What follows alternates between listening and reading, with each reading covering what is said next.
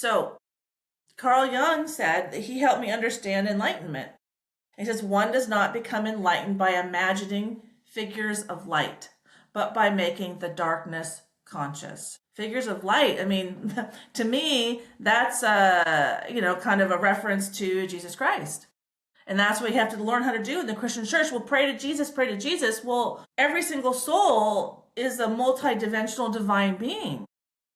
And I'm the only I have sovereignty over my soul. So how does it help me that another soul forgave me when the whole point is me to come on earth and learn how to process my emotions and forgive myself? Like, we make mistakes so that we can learn. So, how is it useful for a religion to teach me to go to somebody else who does not have sovereignty over my soul and take away my opportunities to learn how to transform my self-hate into self-love, which is how we expand our consciousness, learn how to dive into my fear, guilt, and shame, and then come out with more wisdom. I mean, I had to learn that if I want Mount Everest-sized wisdom, I had to take on Mount Everest-sized wounds. I wasn't being punished.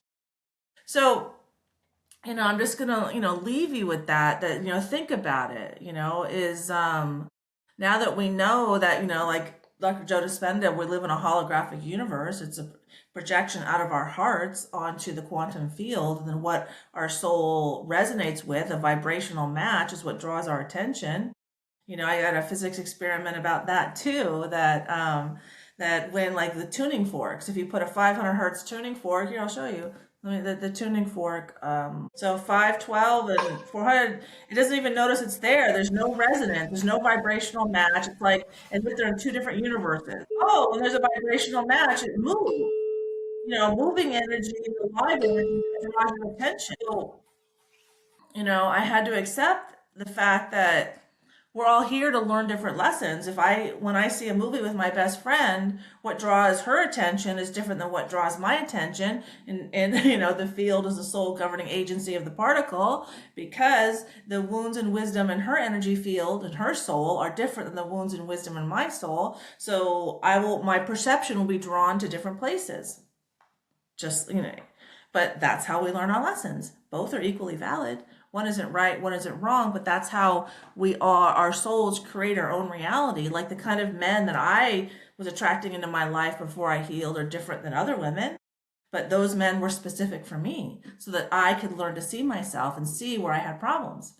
Okay, so, we reincarnate on earth to turn our wounds into wisdom, to expand our emotional range. And now I'm here to help everyone experience enlightenment, because enlightenment is part of every soul's natural, healthy emotional range. And if we could all experience enlightenment and download wisdom and knowledge from the universe and let go of all of our fears, together, that's how we transform the earth.